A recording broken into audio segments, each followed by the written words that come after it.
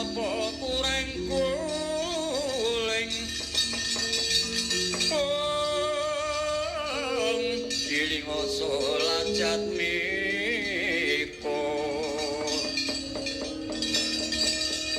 yen wasana kudu manes uladalah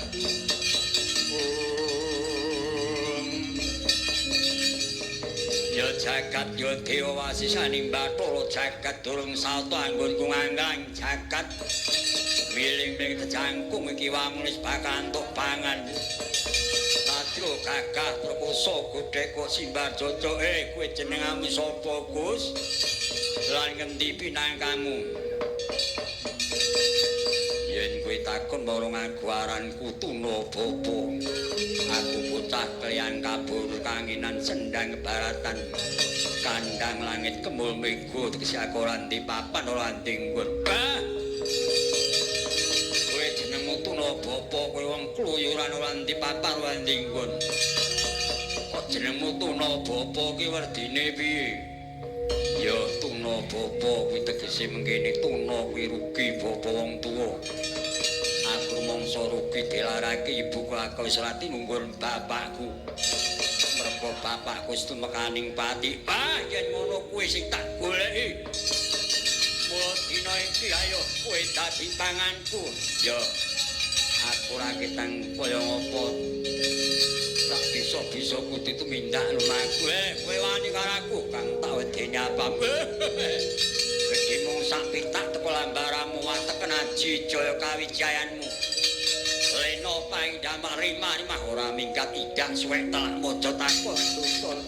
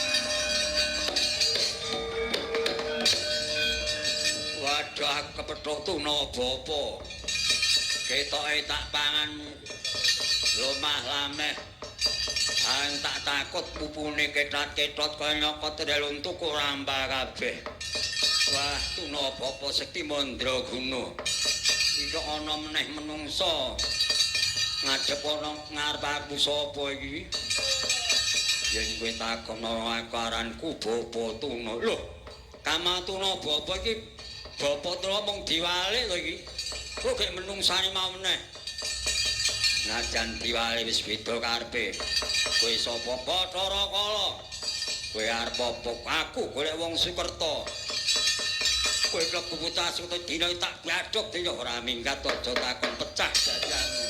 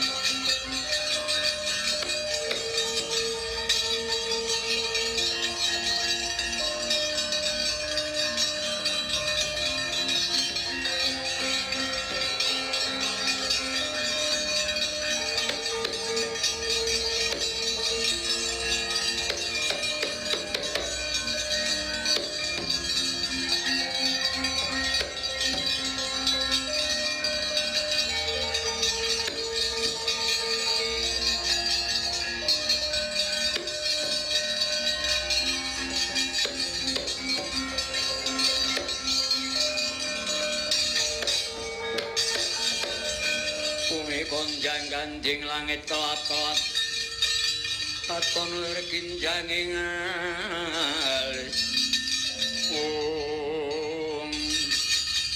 anakku Yongger bocah bagus Jaka Maya jatos mati kula nentimbang dawuh Kanjeng Ibu paduka nimbalaken putra kula pun Jaka Maya jatos mati saiki mengkene Yongger nyatani aku gone jejodohan kan bapakmu mung diparingi putra siji sira nggih.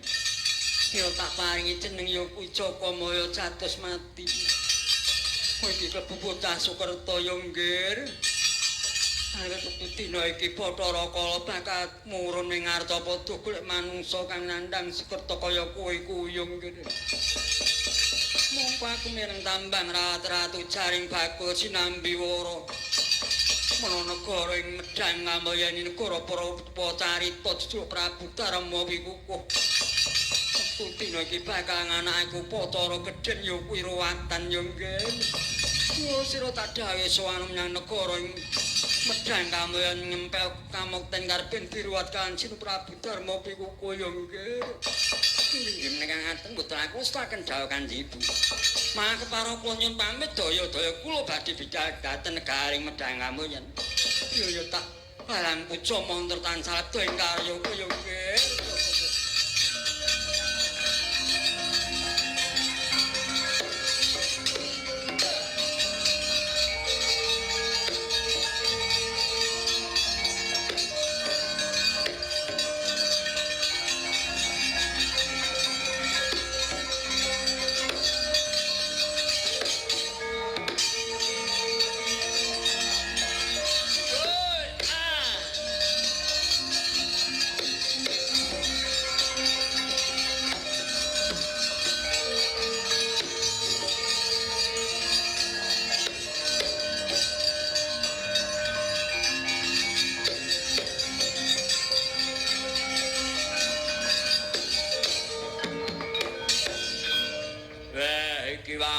Bocah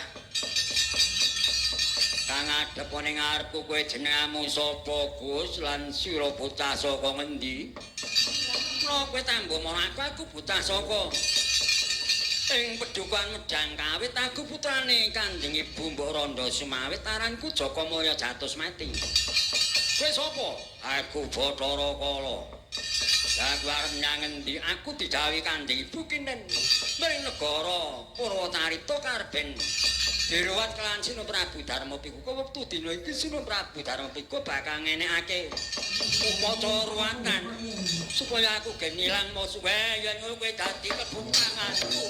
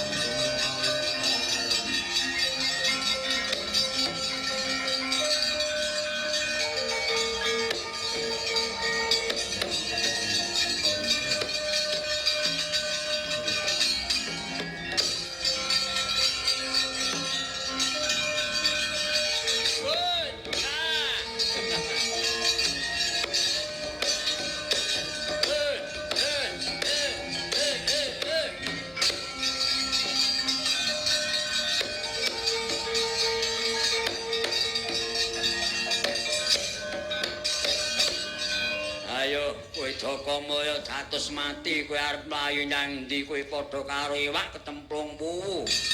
Dolong mlebu geni kowe mancing jroning bumbung iki.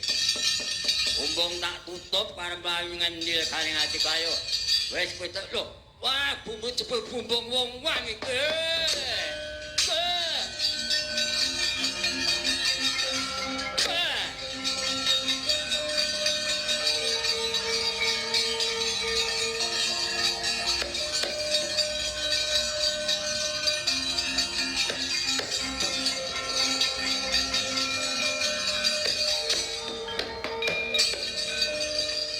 Ora tata ing atase dandan-dandan gawe pager ngethoki pring ana bumbunge wong wang ora dipecah lan sisik-sisik ndadrah ngebaki dalan kaya mengono antek sikilku kena isirakan ping godres keteh kaya menik wae seksenono kabeh para bucara bucari menungso sapa yen kethok-kethok pring ana bumbunge wong wang ora dipecah sisik-sisik pring ora disingkirke nggon sing kiwa sudanen rejekine saben dinane.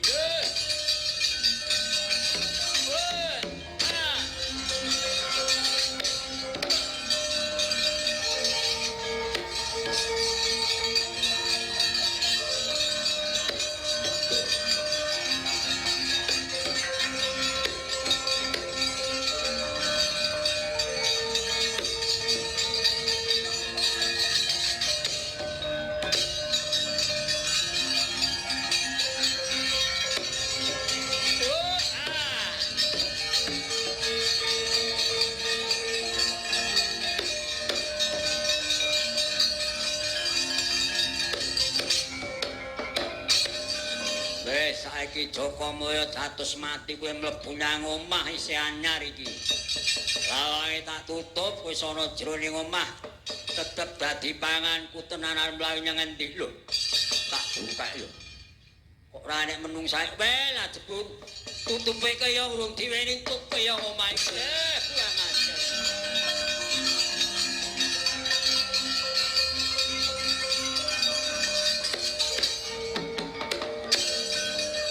Ing atase gawe omah wis dadi dipageri trenteng wis gedheke brukut kaya mengkene kok dadi omahe urung diwenehi tutup keyong kaya ngene banjur nggo milar karo Jakamaya jatos mati.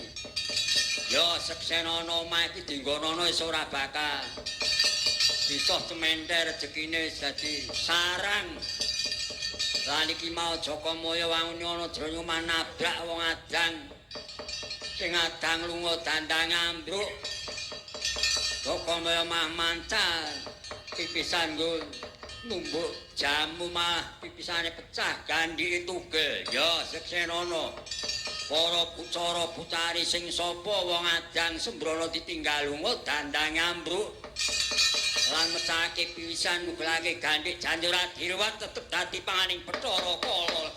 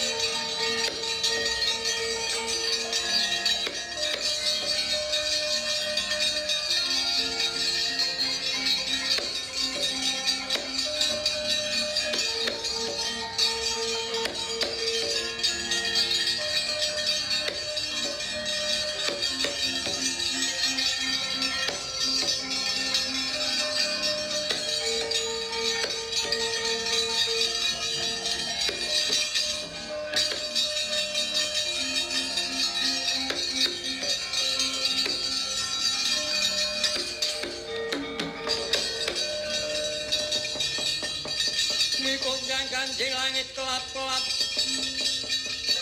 aton lir kinjang alis risang mawe kandrung sabarang katukir moyak laye saking jas baliur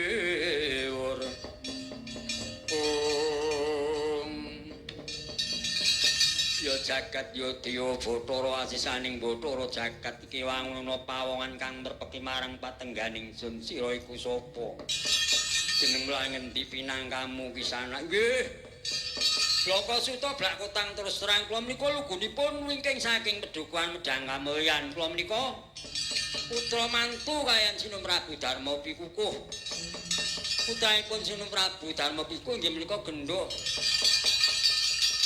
Para ae menika dados jojo kula kowe dadi putra mantu Sinum Prabu Darma Pikukuh nggih Mila lajeng kula sowan mriki kula dipun dhawuhi kaen Sinum Prabu Darma Pikukuh Kucik jenengmu sapa? Nami kula Jaka Sondong. Lah sing mburi kuwi kula demangi kocret kula penderipun Gusti kula Raden Jaka Sondong kula menika. Kowe ande karep apa Jaka Sondong? Nggih, kula dipun utus Sinum Prabu Darma Pikukuh gandeng Sinum Prabu Darma Pikukuh menika dasa mangke. Badhe ngawontenaken upacara ageng ingkang pengruwatan. Mila kula dipun dhawuhi kados dalang. Mongkono. Kok sik par golek dalang iki. Njur apa wis diwenehi panjel kunjet wani regane. Lah nggih nampung ndereke mawon Kanjeng Rama Prabu Darma Pikukuh nderek pinten kula biyanipun. Ya, dalang pengurmatan ku ora kena dinang. Tak unine kudu mbok enut. Nggih, ning ampun abot-abot ora. Mergo dalangku kuwi becik penggawe nek entuk tanggapan oke ya didomoke tanggal sithik ya didomoke ndak kedisian. Oh, ngene ngoten nggih kok. Iki kula betani panjenengan wis ora sah panjer-panjeran. Yen ngono ae aku dudono negara Medang Kamulyan. Yen pancen aku sinaraya kinen ngruwat marang sagunging para kawuling Medang Kamulyan. Nggih, nek aten monggo suami kula dherekaken Kyai Dalang.